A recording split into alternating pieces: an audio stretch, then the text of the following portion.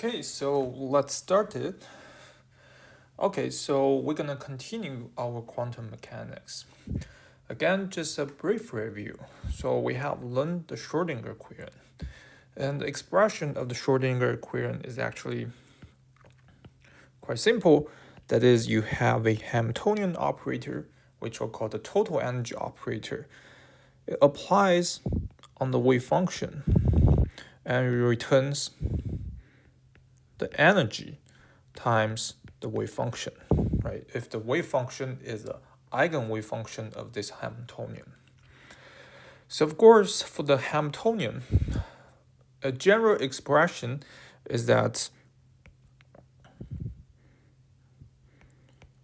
we have this kinetic energy term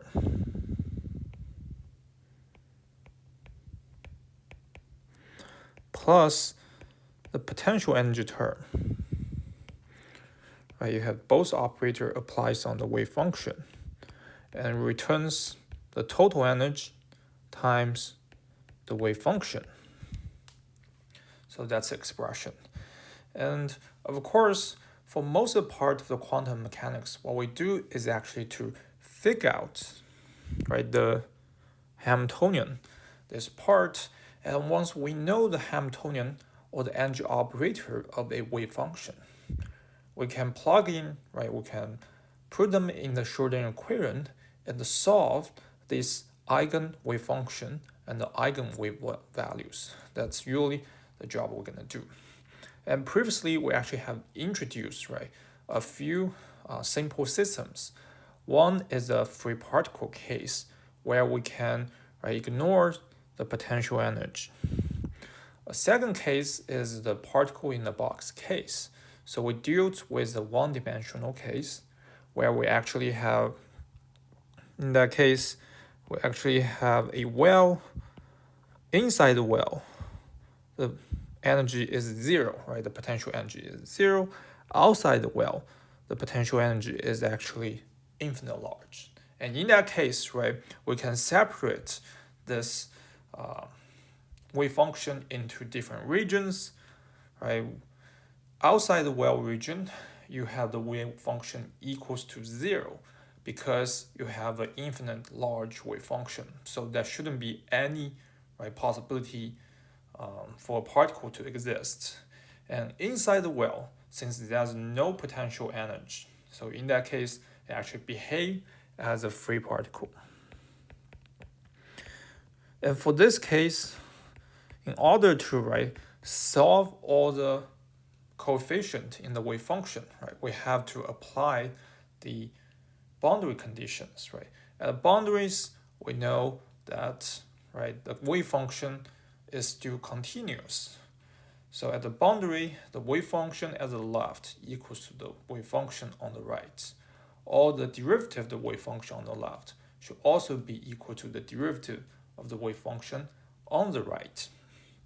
Okay, so for this case, right, we have an infinite large potential energy. How about we actually have a finite potentials? So we're gonna deal with the finite potentials.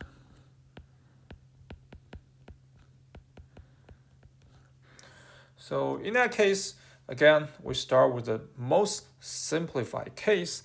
That is, we only have two sides or one side of war. So again, we can first draw a potential profile. So let's start with the 0 point.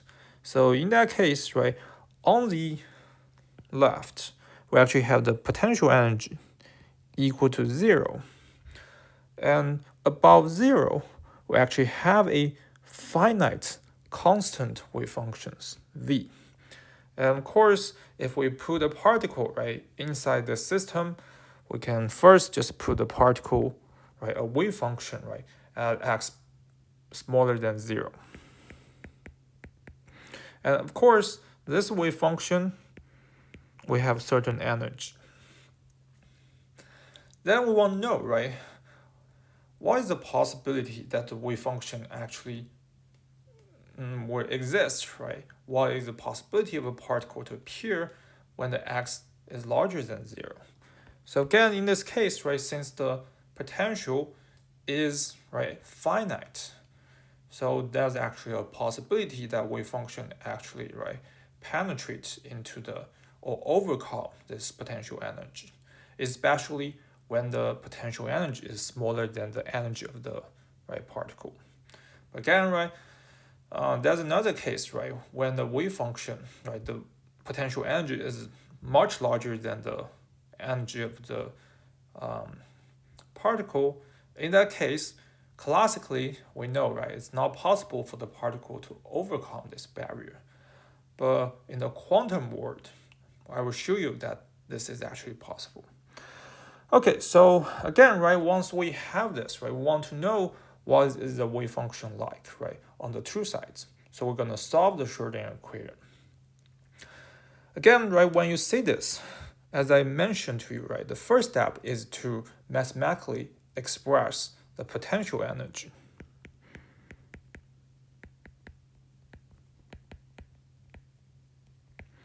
So in this case, the potential energy can be separated into two parts.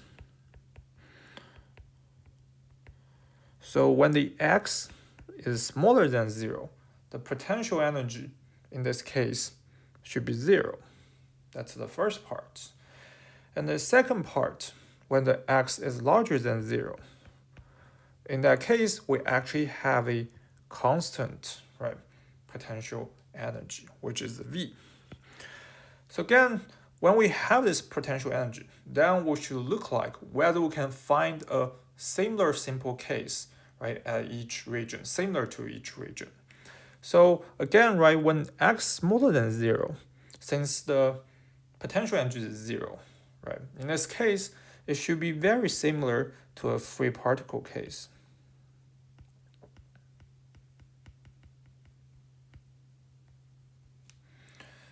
So then what we can write down is for the wave function,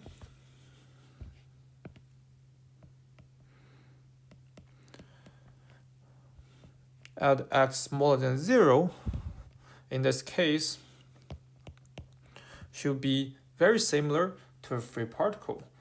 And for the free particle case, we have learned, it should be expressed as a times e2 ikx plus b times e2 minus ikx. That's what we have learned.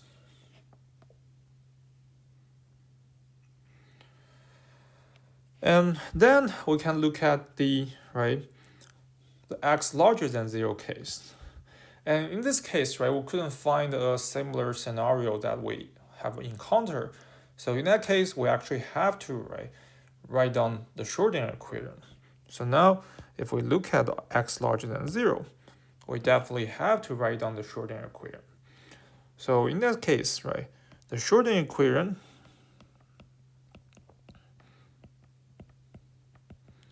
can be expanded, in this case, to for the Hamiltonian.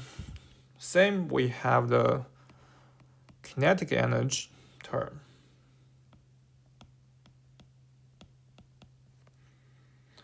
And then we have a potential energy term.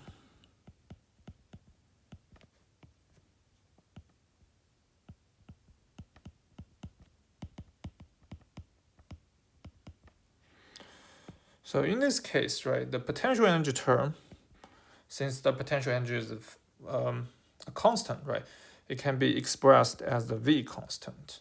So in that case, we can express it, or expand it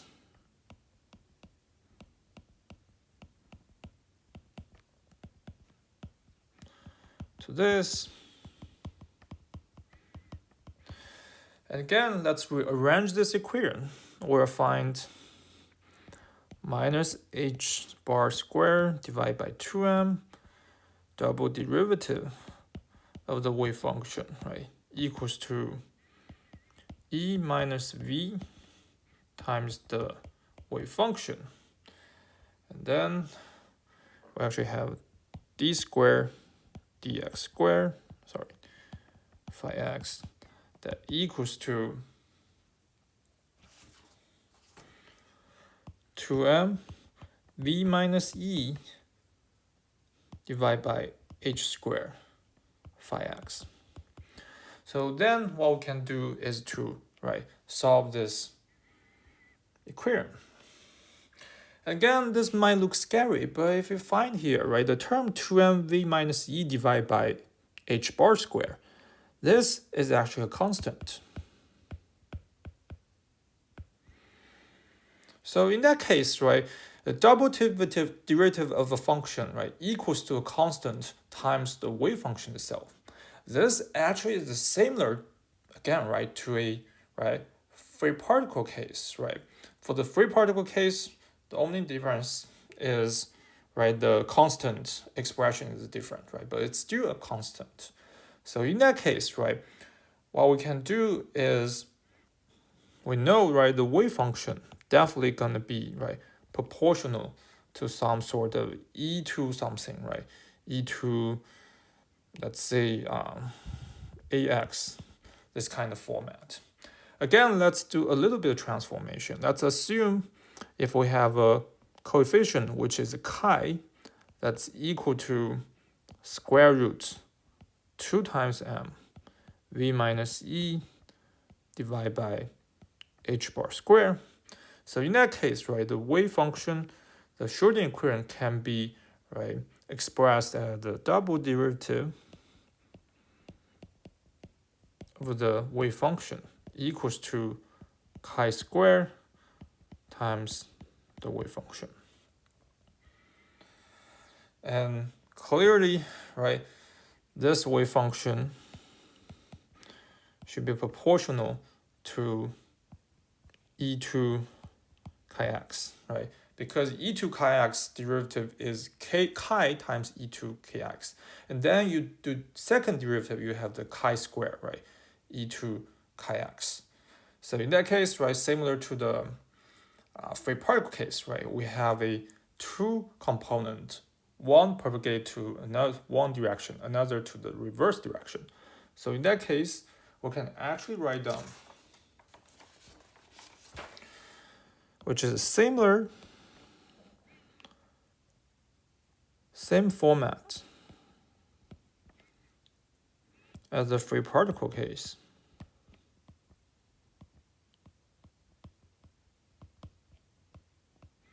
And in this one, we should have the phi x on the right side equals to, then we have to use a new coefficient, c e power chi x plus d times e minus chi x.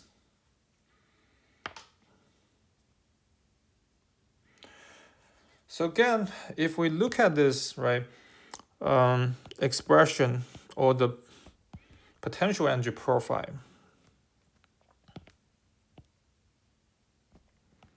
when x is larger than 0, So you'll find when x is larger than 0 and when x is approaching infinite, physically, the wave function should die out, should approach to 0.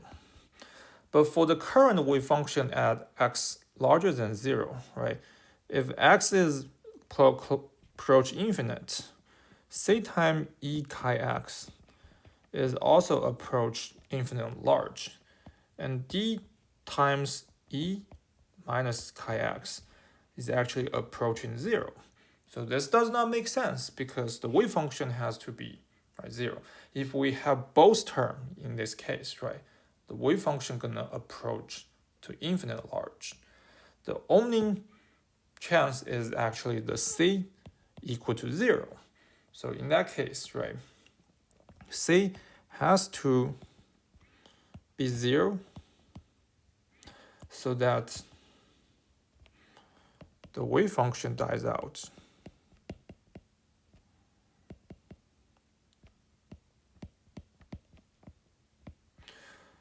When x is approaching infinite, So now we know c is equal to 0. So now we can actually write down the wave function, Express the wave function. We have the wave function now equals to, again, two parts. When x is smaller than 0, we have a similar free particle case.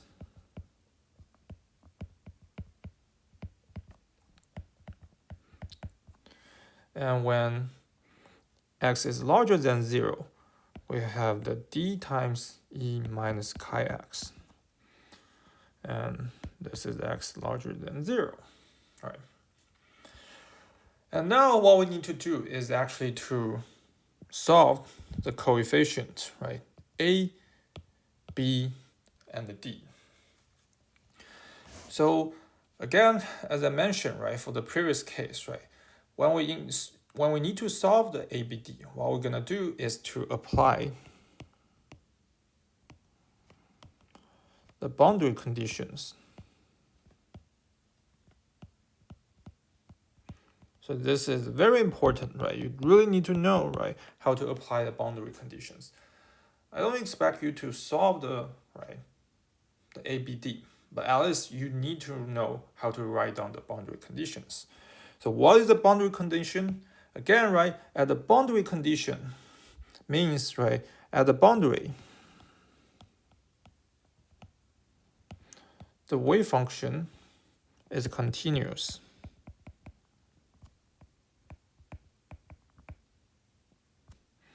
So in this case, right, the boundary is x equal to 0. And when the wave function is continuous, right, that means the wave function on the right side and the left side are equal. The derivative of the wave function on the left side and the right side is also equal. So now we can write down the expression, right? So the first one is at x equal to 0, right? The wave function on the left side equals to the wave function at the right side. So for the wave function on the left side, right, it's a e2 ikx plus b2 e minus e2 minus ikx. So in that case, when x equals to 0, right, e2 ikx is 0. So you have a plus b equals to, on the right side, right, you have d times e2 minus chi x. So in that case, right, we'll have d. And second equation, what we can write is actually the derivative, right? So the derivative at the boundary is equal on the both sides. So the derivative in this case, so again, the a times e ikx, right, plus b times e2 minus ikx, the derivative of this whole part is equal to, in this case, is equal to a times I k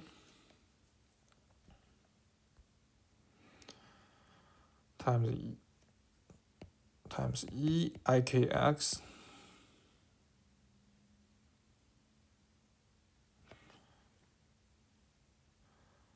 plus b in that case is minus ik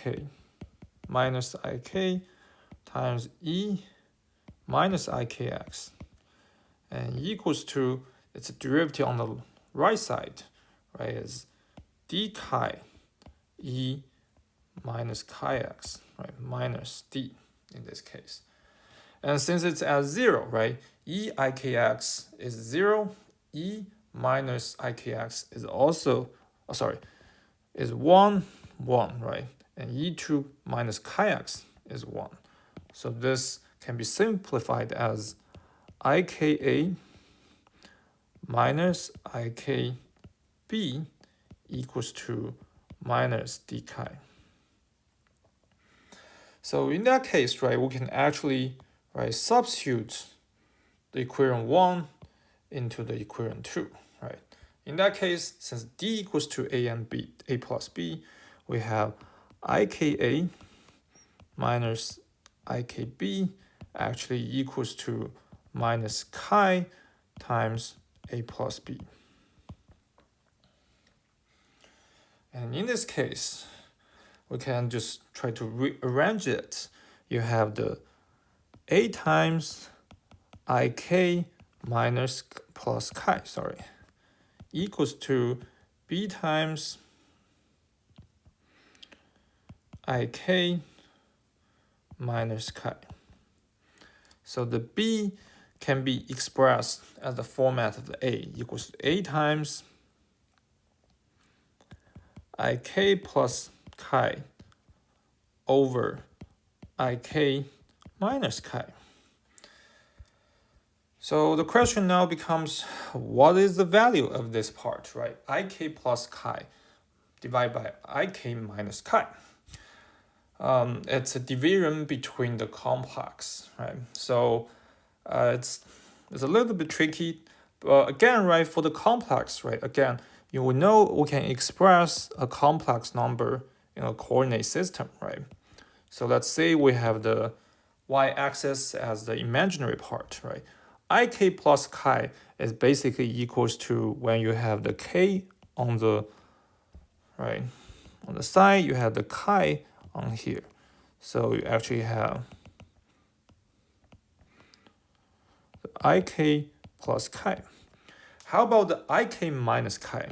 So in that case, right, you have the minus k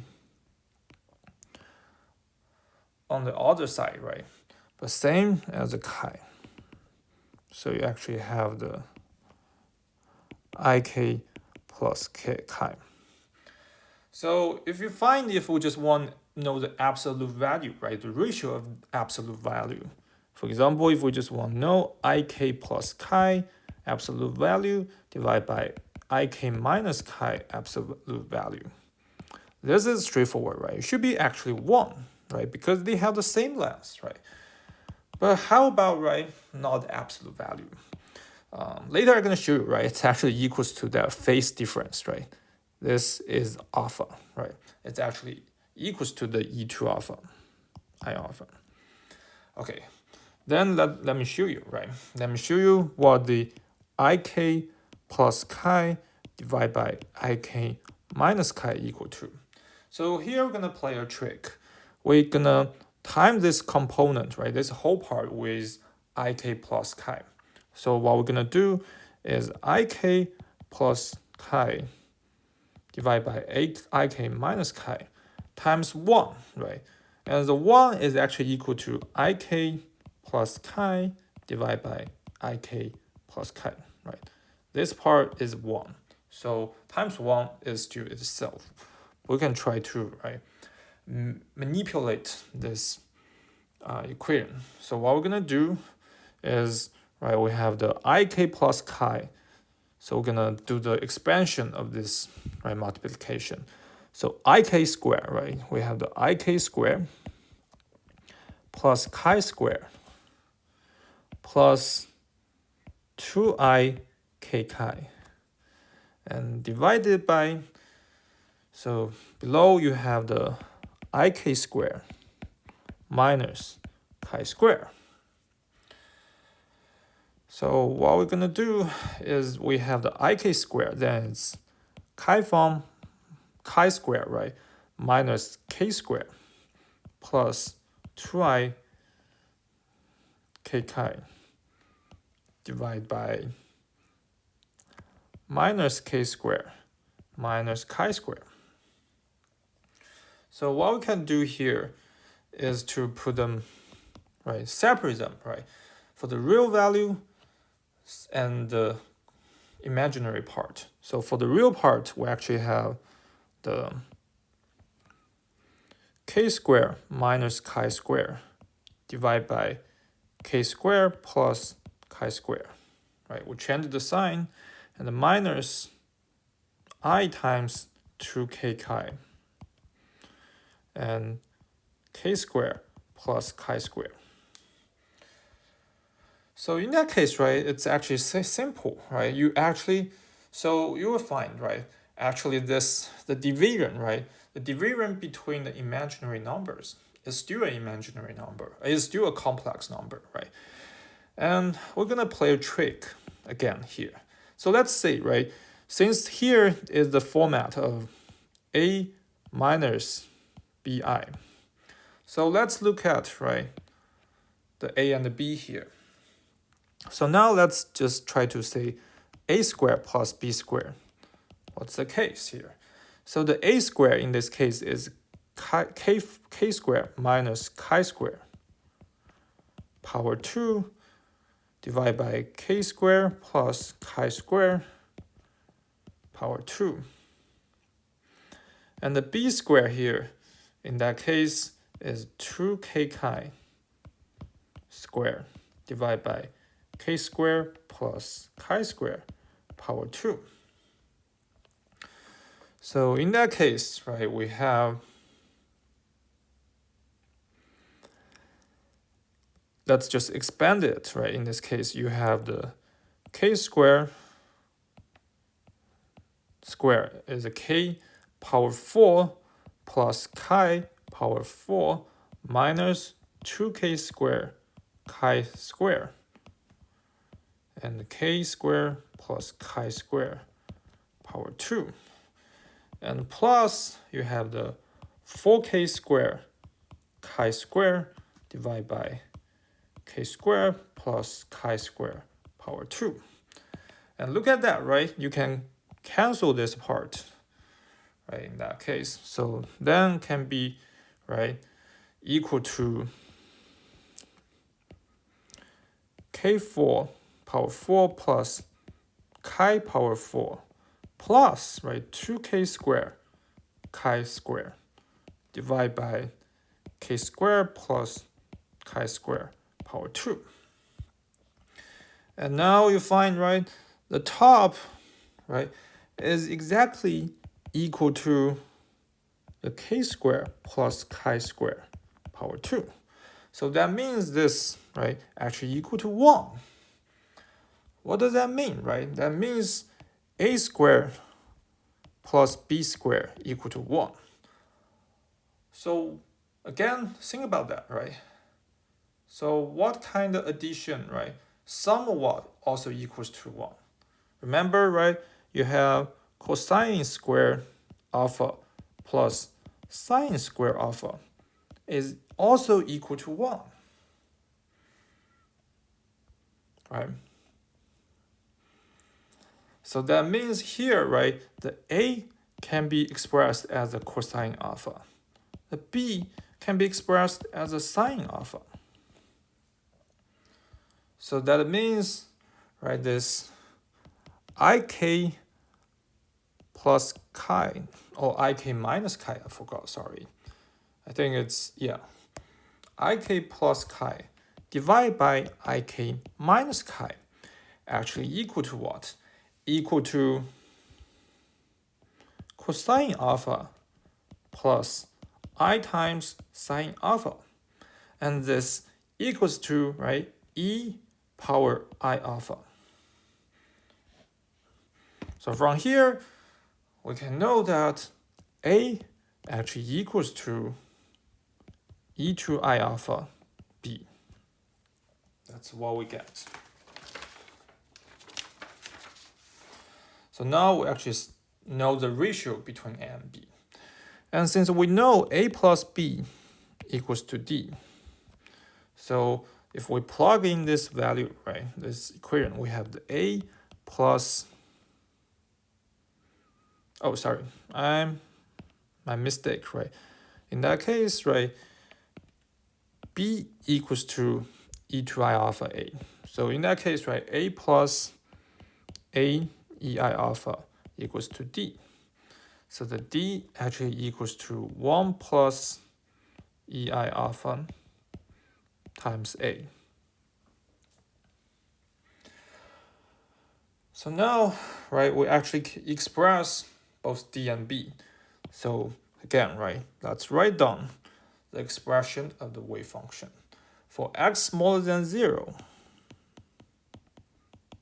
we have a power e ikx plus, right, b times ik minus ikx. Since b equals to e I alpha a, right, so we have a times e I alpha and times e to minus ikx.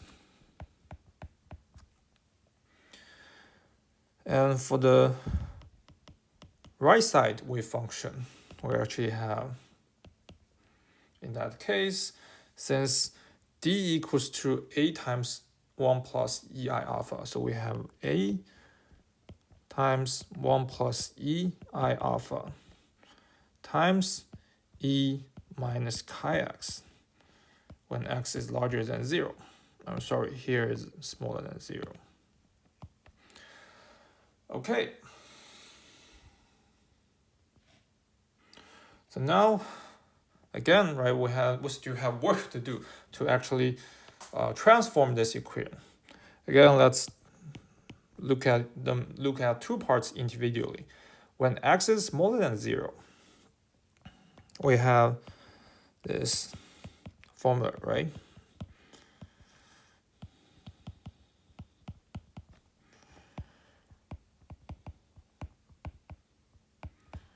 How can we transform this? Again, remember the Euler's law, right? E to ikx equals to cosine kx plus I times sine x. And e to minus ikx equals to cosine kx minus I sine kx. So let's just plug in those things. So then we'll have the wave function actually equals to a times cosine kx plus I sine kx and plus aei alpha cosine kx minus I sine kx. And that's just include all of them, right? So we have a on the outside, and then we have cosine kx plus ei alpha cosine kx. And then we have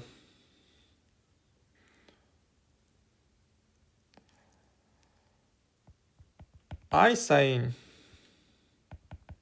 kx minus ei alpha I sine kx. So again, right, let's just combine things. Makes things easier. We actually have 1 plus ei alpha cosine kx plus, in that case, we have 1 minus, right? 1 minus e to I alpha times I sine kx. And again, we're going to play a little bit of trick, right? We divide this wave function by a constant. So what we're going to do is we will divide this wave function by e to I alpha, e to minus I alpha, e to I alpha, half the I alpha. And in that case, right, we have a times, so since 1 divided by e to I alpha divided by 2, it becomes e minus I alpha divided by 2. And here, plus, you have the ei alpha divided by 2 cosine kx. And plus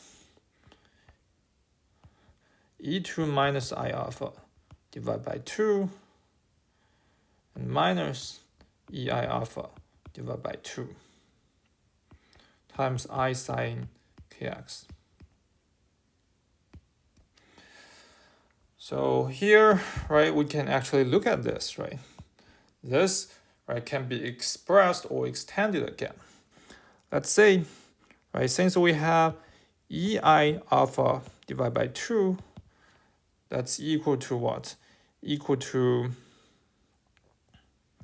cosine alpha divided by 2 plus I sine alpha divided by 2. Euler's law, right? And E2 minus I alpha divided by 2 equals to cosine alpha divided by 2 minus I sine alpha divided by 2.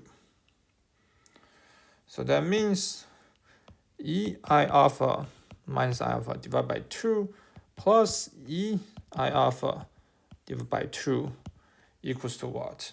Equals to, in that case, right, equals to 2 times cosine alpha divided by 2. And E minus I alpha divided by 2 minus E I alpha divided by 2 actually equals to minus 2I sine alpha divided by 2. So in this case, right, the wave function divided by this constant I alpha divided by 2 actually equals to A times 2 cosine alpha divided by 2 cosine kx. And plus, in this case, we have a 2I minus 2I sine alpha divided by 2 and times I times sine kx. Again, let's expand it. Let's calculate it, right? It becomes A times 2 times cosine alpha divided by 2 cosine kx. And since I times I is minus 1, so then we actually have 2 sine alpha divided by 2 and sine kx. And we have 2A cosine alpha divided by 2 cosine kx plus sine alpha divided by 2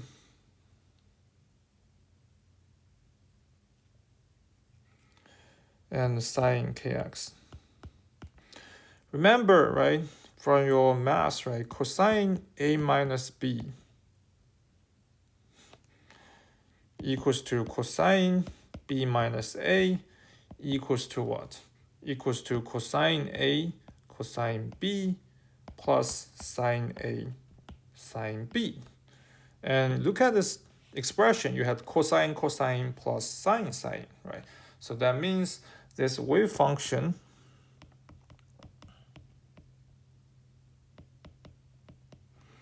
actually equals 2A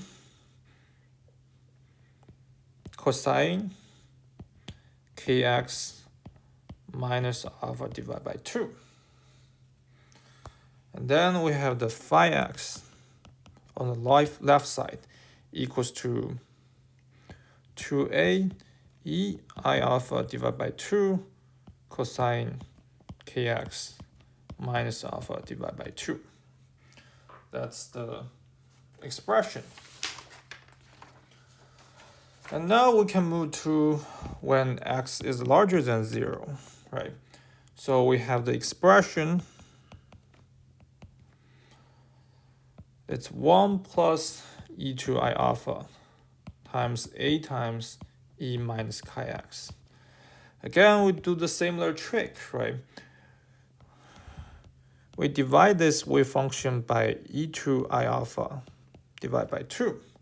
So then we'll have e2I alpha divided by 2 minus sine plus e2I alpha divided by 2 A E minus chi x.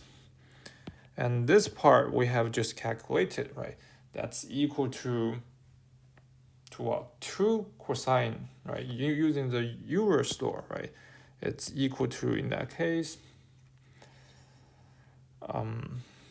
2 cosine alpha divided by 2 times A e2 chi x.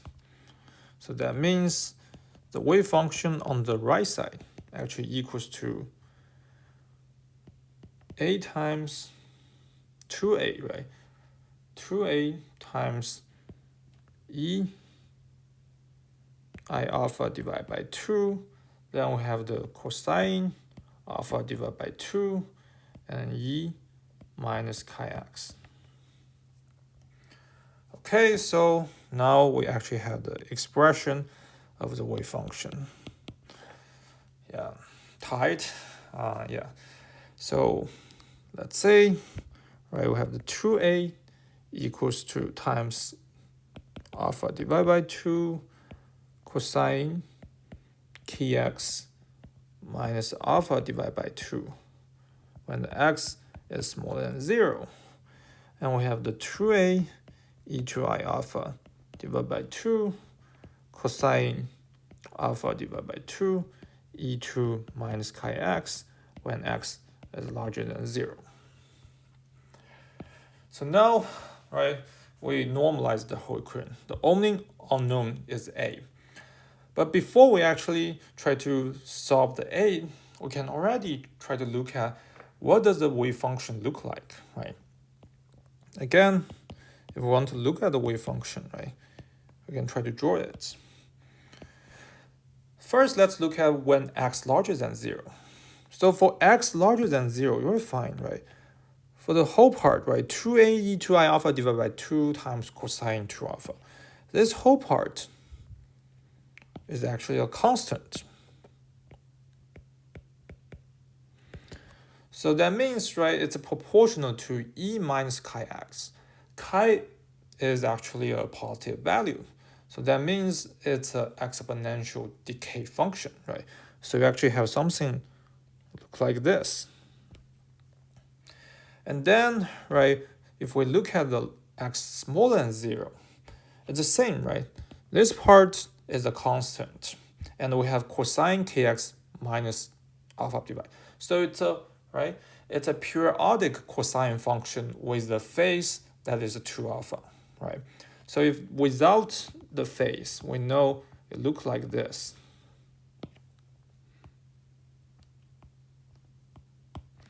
Well, since there's a phase, right, it will move a little bit. But anyway, since it's continuous, right, we have the wave function go like this, and then like this, right, and like this, and like this. So that's how the wave function look like. And again, right, this is the interesting part. Regardless, right, again, regardless this, the chi, right, remember the chi here, if you still remember, the value of chi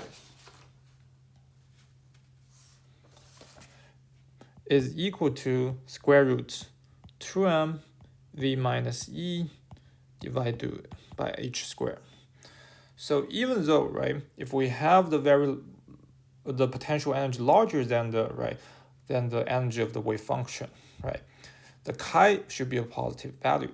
So in that case, right, that still means, right, there's a possibility, right, you actually have, right, particles on the outside the, right, zero potentials, even though the potential energy is larger than the energy itself, right? And usually we call this phenomenon tunneling effect, right? So classically, it's not possible, right? Because the particle does not have enough kinetic energy or the total energy to overcome the potential energy. But for the quantum mechanics, right, it's actually possible, right? Okay, so again, right, if we really want to solve A, remember what we're going to do is actually to normalize. How can we do the normalize? Right, for normalization, what we usually do, right, is to look at the possibility density, right, probability density. In that case, right, we know the probability density across the whole range should be equal to 1.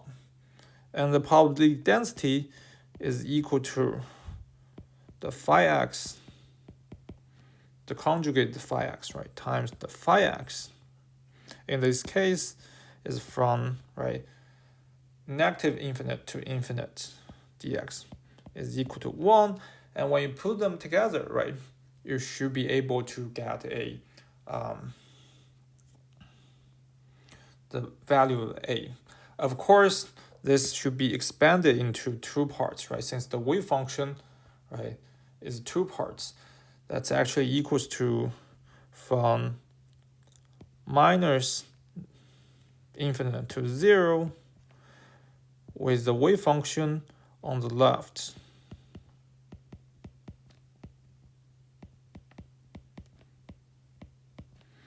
Plus from 0 to the positive infinite, right, for the wave function on the right.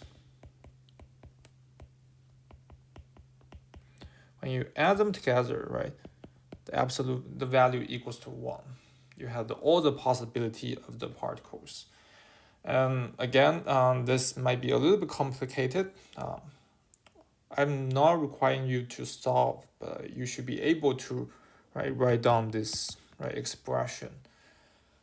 Right, in order to solve the final coefficient, you need to normalize it. Okay, then let's look at a more realistic case. Say if we actually have another potential profile.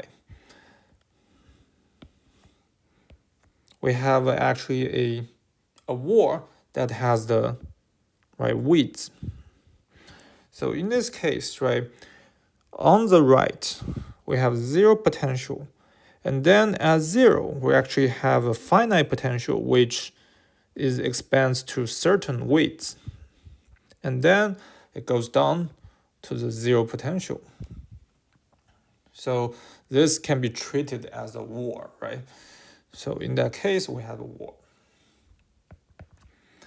So let's assume, if we have a wave function on the left side, we have a particle on the left side. Then my question is there a particle, Is that possible? You can actually observe the particle on the right side, even though you have a wave function, You have a potential energy wall, or barrier, in between. Again, in this case, what we're going to do is to solve the Schrödinger equation. Again, just follow what I said. The first step is to mathematically express the potential energy profile. In this case, we actually have 3 regions. So 1 is smaller than 0. Again, we have 0 potential energy. And the second part, let's assume the width is L. So the x is larger than 0, smaller than L. And in that case, we have a constant potential. And then finally, when x is larger than L, we actually have a 0 potential. So this is the first step, express the potential. And then what we can do next, is to look at the potential to see if we can find some simple case that is similar to each of the region. So now if we have potential equal to 0 at x smaller than 0, this apparently is similar to a free particle case.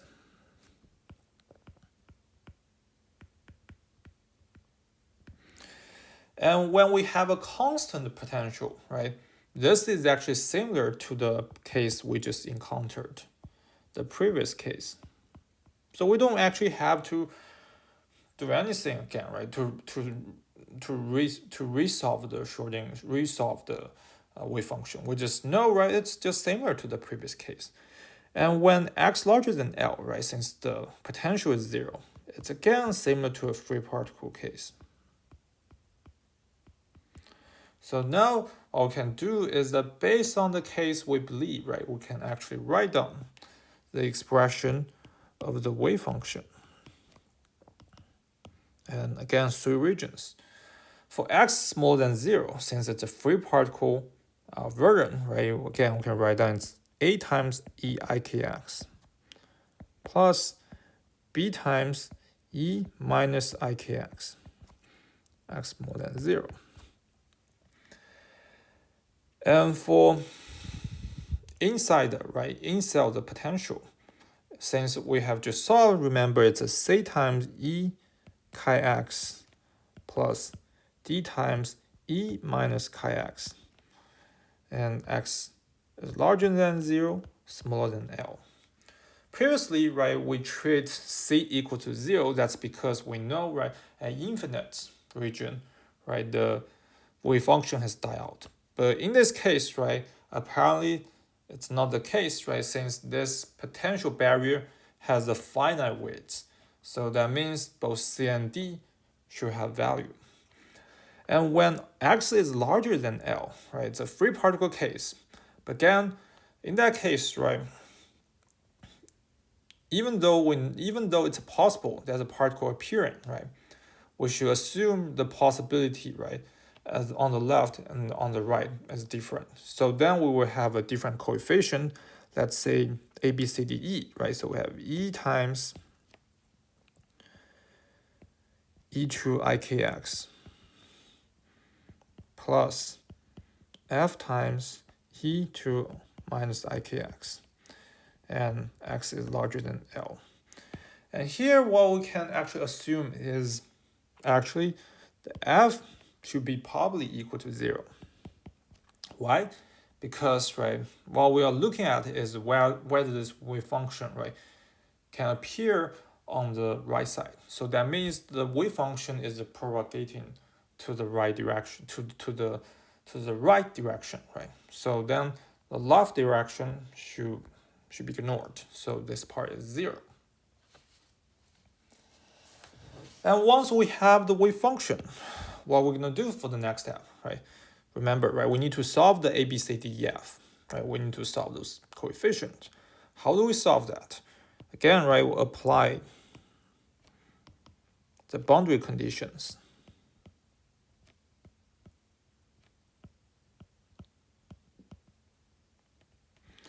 And for the boundary condition, that means the wave function is continuous, right? Again, I stress this over and over again, right? The wave function is continuous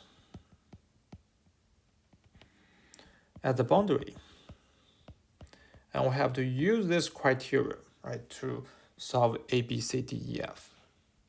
Now, of course, in this case, F is 0. So look at this case, right? We actually have two boundaries, right? 0, x, right? 0, and when x equal to L. So that means we can write down potentially 4 equations.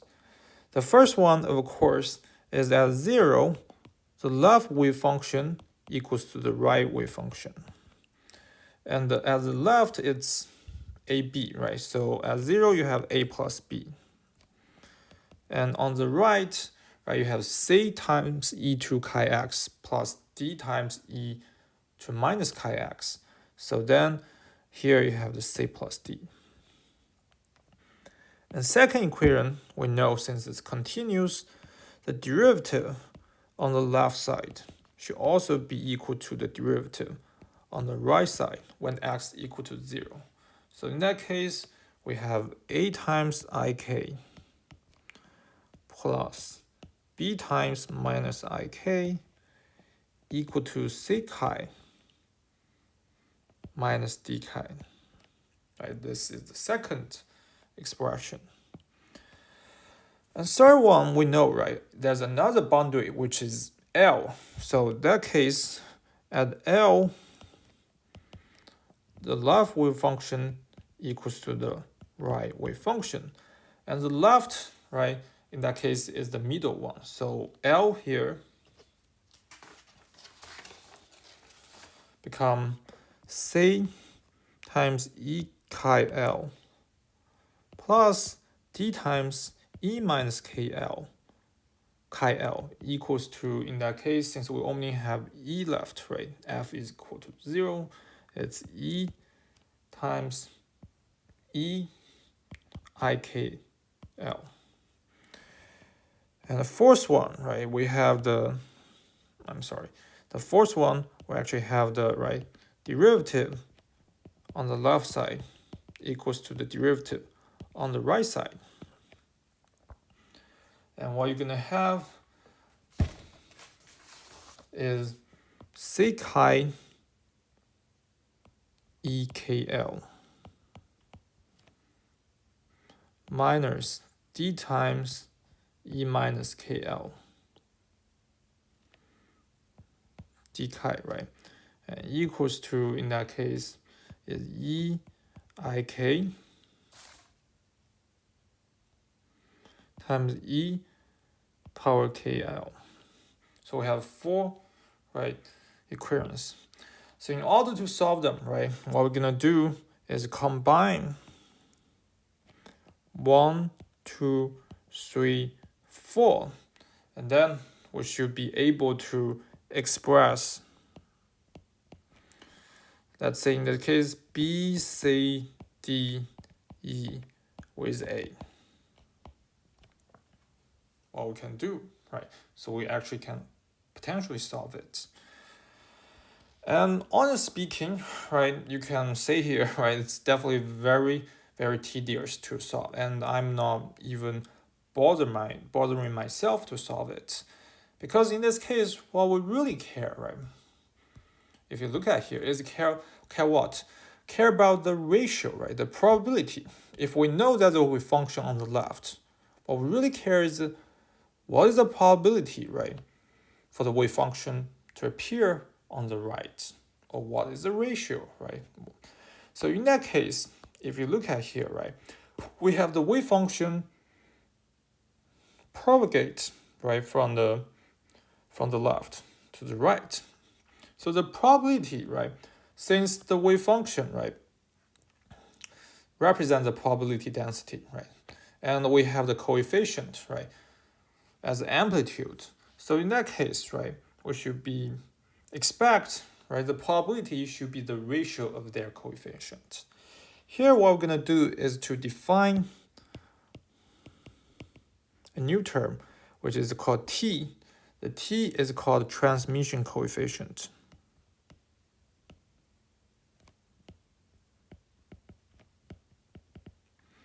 What I describe is, right, what is the possibility or for the wave function, right, for the particle to actually penetrate to the energy barrier. So in that case, right, this T should be equal to what? Should be equal to the coefficient on the left side, right, divided by coefficient on the right side. So again, right, if you are able to combine 1, 2, 3, 4 and solve the equation, right, you should be able to get this coefficient. And I will just give you the conclusion here, because we don't have enough time. I'm telling you, you are able to solve it, and I can solve it, but it's gonna take some time. But all I need to know, you need to know, is actually to, right, remember, or at least know how to use this, right, the final expression.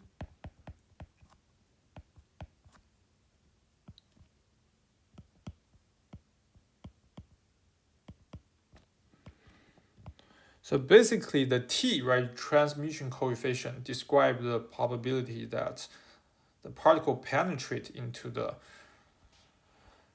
energy barrier, and this epsilon actually equals to E divided by V, and E is actually the eigenenergy. Basically, it's the energy of the particle or of the wave function. And the V here is just the energy barrier of the potential, right? Potential energy barrier.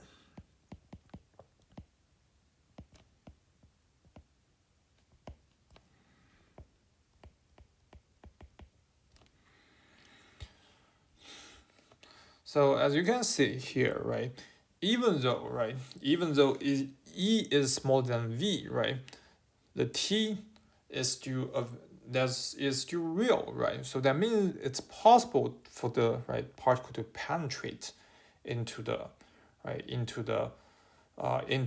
energy barrier. And again, right, we see penetrate, it just looks like a tunnel, right? So that's what we call the tunneling effect. And again, if, right, the width of the potential is large enough, this expression of the transmission coefficient can be simplified into 16 epsilon times 1 minus epsilon times e to chi L, right? So then what I need you to know is, right, for example, I just give you some parameters and tells you, right, this kind of potential profile. You should be able to calculate the transmission coefficients. And again, right, the chi is the coefficient, right, is the constant. And the epsilon, right, depends on what? Depends on the energy of the particle or the energy of the wave function and the energy of the potential barrier. And that's it for this part, for the tunneling. And see you next time.